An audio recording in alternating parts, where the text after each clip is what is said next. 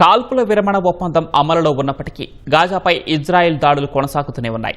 గాజాలో శనివారం ఇజ్రాయెల్ జరిపిన దాడుల్లో ఒక కారు ధ్వంసమై 2 ప్రాణాలు కోల్పోయారు. పలువురు తీవ్రంగా గాయపడ్డారు. హమాస్ నేతృత్వంలోని ప్రభుత్వ పరిధిలో పనిచేసే గాజా సివిల్ డిఫెన్స్ సిబ్బంది దాడికి గురైన కారు శిథిలాల నుంచి మృతదేహాలను వెలికితీశారు.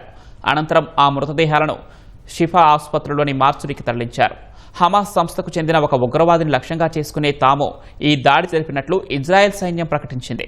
అయితే మరణించిన వారి వివరాలను మాత్రం వెల్లడించలేదు. అంతకుముందు గాజాలోని హమాస్ సైనిక విభాగం అధిపతి ఇల్ అల్ దిన్ అల్ హద్దాద్ను తాము హతమార్చినట్లు ఇజ్రాయెల్ సైన్యం ప్రకటించింది. 2023 చివరిలో ఇజ్రాయెల్పై జరిగిన యుద్ధానికి కారణమైన కీలక సూత్రధారులలో హద్దాద్ ఒకరని పేర్కొంది. ఈ మరణాన్ని హమాస్ కూడా ధృవీకరించింది.